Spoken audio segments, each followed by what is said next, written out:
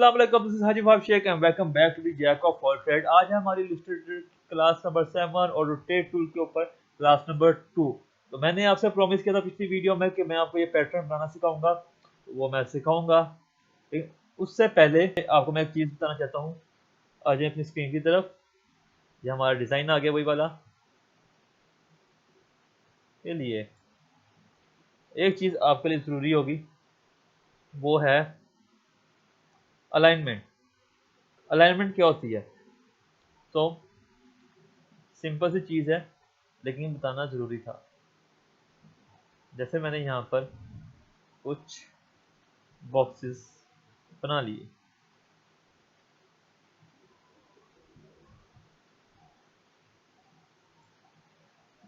Fill कर देते हैं और इनको मैंने थोड़ा इधर उधर कर दिया। अब मैं सबको सिलेक्ट करूँगा और अपने प्रॉपर्टी पैनल में जाऊँगा। नीचे आपको लिखा हुआ नज़र आएगा अलाइन। तो सबसे पहली ऑप्शन है हॉरिजॉन्टल लेफ्ट अलाइन। इसका मतलब क्या है? हॉरिजॉन्टली जो हमारी शेप्स हैं उनको लेफ्ट की तरफ अलाइन कर देगा। मतलब जो से लेफ्ट पे उसकी स्टार्टिंग होगी वो सबको एक लाइन के अंदर लेके आ जाएगा, कुछ इस तरह।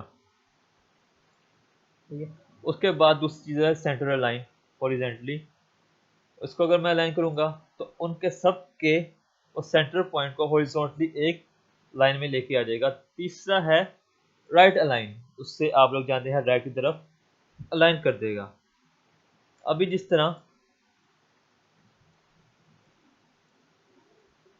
ये चीज़ें इधर उधर हैं, तो मैं इन सब को अगर सिलेक्ट करके अलाइन करूं तो सब अपनी जगह छोड़ के एक तरफ आ जाते हैं। लेकिन अगर मैं चाहता हूं कि सारी शेप्स जो सी हैं मेरी इस जगह पर इकट्ठी हों, तो उसके लिए मैं क्या करूंगा, इन सारी शेप को मैंने सिलेक्ट किया, उसके बाद एक क्लिक उस शेप पे जहाँ पे मैं सबको इकट्ठा करना चाह रहा हूँ, क्लिक कर दिया और फिर उसके बाद मैंने अलाइन किया। अब सारी जो सी मेरी शेप्स हैं वो अपनी जगह छोड़ के जो सी शेप मैंने सेलेक्ट की है उसके ऊपर अलाइन हो रही हैं। वो एक किस्म की मास्टर शेप बन जाएगी और उसके इर्द गिर्द एक किस्म का बॉर्डर आ जाएगा ब्लू कलर। ठीक है, हॉरिजॉन्टली हमारा लाइन हो गया। उसके बाद हमारा है वर्टिकल अलाइन। ये हॉरिजॉन्टली के बिल्कुल सेम ही है। ज़्यादा अच्छा समझाने के लिए मैं इनको रोटेट कर लेता हूँ। जैसे ये सारे हैं, अभी थोड़े से तीतर भीतर इन सबको मैंने सेलेक्ट किया। सबसे पहले है मेरे पास ऑप्शन वर्टिकल अलाइन टॉप, तो सारे टॉप पर अलाइन हो जाएंगे। इसके बाद है सेंटर, सबके सेंटर पॉइंट जिस तरह पहले हॉरिजॉन्टल में अलाइन हो रहे थे अब वो वर्टिकली अलाइन हो गए। उसके बाद है बॉटम, बॉटम में नीचे की तरफ से अलाइन हो जाएंगे और सेम फंक्शन इसी में काम करता है। अगर मैं किसी एक शेप को सिलेक्ट कर लूँ तो वो उसी के ऊपर उसी के हिसाब से अलाइन होंगे। इसका फ़ायदा क्या है आपको इस डिज़ाइन में पता लग जाएगा। तो शुरू करते हैं।